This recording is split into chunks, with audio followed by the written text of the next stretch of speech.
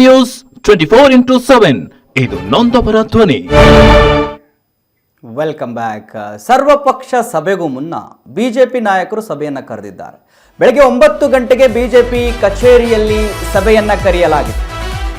ನೋಡಿ, ಸರ್ವಪಕ್ಷ ಸಭೆಯನ್ನ ಸಿಎಂ ಡಿ ಕೆ ಶಿವಕುಮಾರ್ ಅವರು ಕರೆದಿದ್ದಾರೆ. ಅದಕ್ಕೂ ಮುನ್ನ ಬಿಜೆಪಿ ನಾಯಕರು ಸಭೆಯನ್ನು ಕರೆದಿದ್ದಾರೆ. ಬೆಳಗ್ಗೆ 9 ಗಂಟೆಗೆ ಬಿಜೆಪಿ ಕಚೇರಿಯಲ್ಲಿ ಸಭೆ ಇದೆ.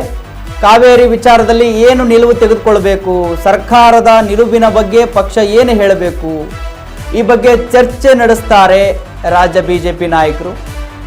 BY ವಿಜೇಂದ್ರ, ವಿಪಕ್ಷ ನಾಯಕರಾಗಿರ್ತಕ್ಕಂಥ ಆರ್ ಅಶೋಕ್, ಛಲವಾದಿ ನಾರಾಯಣಸ್ವಾಮಿ, ಜಗದೀಶ್ ಶೆಟ್ಟರ್, ಬಸವರಾಜ ಬೊಮ್ಮಾಯಿ, CT ರವಿ, DV ಸದಾನಂದಗೌಡ, ಸುನೀಲ್ ಕುಮಾರ್ ಸೇರಿ ಹಲವು ನಾಯಕರು ಭಾಗಿಯಾಗ್ತಾರೆ ಇದರಲ್ಲಿ.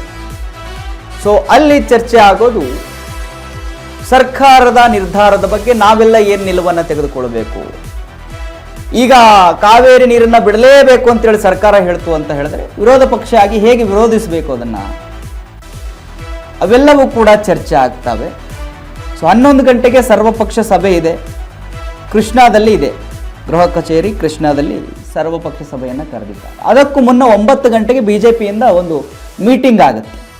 ಆ ಮೀಟಿಂಗ್ನಲ್ಲಿ ಚರ್ಚೆ ಆಗುತ್ತೆ. ಸರ್ಕಾರದ ನಿಲುವನ್ನು ನಾವು ಅವರು ತೆಗೆದುಕೊಂಡಿರ್ತಕ್ಕಂಥ ನಿಲುವಿಗೆ ನಾವು ಹೇಗೆ ವಿರೋಧವನ್ನು ವ್ಯಕ್ತಪಡಿಸೋದು ಅಥವಾ ಏನು ಹೇಳೋದು.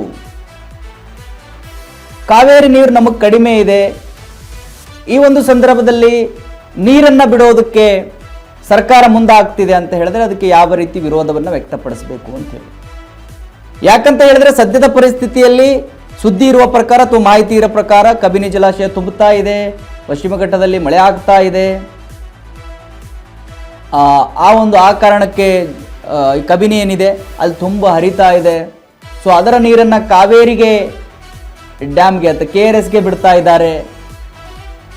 ಸೊ ಆ ಎರಡೂ ತುಂಬಿದ್ರೆ ನಮಗೆ ಹೆಚ್ಚಿನ ನೀರು ಸಂಗ್ರಹಣೆ ಮಾಡೋದು ಆಗೋದಿಲ್ಲ. ಅಂದರೆ ನೀರಿನ ಮಟ್ಟ ಕಡಿಮೆ ಇತ್ತು, ಇವಾಗ ತುಂಬುತ್ತಾ ಇದೆ, ಖುಷಿಯಾದ ವಿಚಾರ.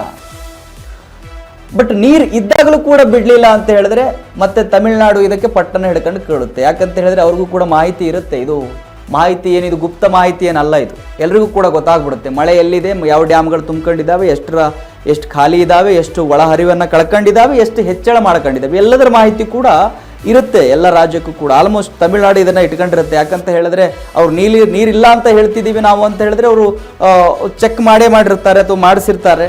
ಇವೆಲ್ಲವೂ ಕೂಡ ಗೊತ್ತಾಗ್ತಾ ಇರುತ್ತೆ. ನಾವು ಸುದ್ದಿ ಮಾಡ್ತಾ ಇರ್ತೀವಿ, ಸುದ್ದಿ ಹೋಗ್ತಾ ಇರುತ್ತೆ, ಎಲ್ಲ ಗೊತ್ತಾಗುತ್ತೆ. ಸೊ ಇಂಥ ಸಮಯದಲ್ಲಿ ನಾವು ನೀರು ಬಿಡಲ್ಲ ಅಂತ ಅಂದಾಗ ತಮಿಳುನಾಡು ಇದಕ್ಕೆ ವಿರೋಧವನ್ನು ವ್ಯಕ್ತಪಡಿಸಿ ಮತ್ತು ಅವರು ಈ ಕೇಂದ್ರದ ಸಹಾಯ ಕೇಳೋದು ಅಥವಾ ಕಾನೂನಿನ ಸಮರಕ್ಕೆ ಅವರು ಕೂಡ ಮುಂದಾಗುವ ಸಾಧ್ಯತೆಗಳಿದ್ದಾವೆ.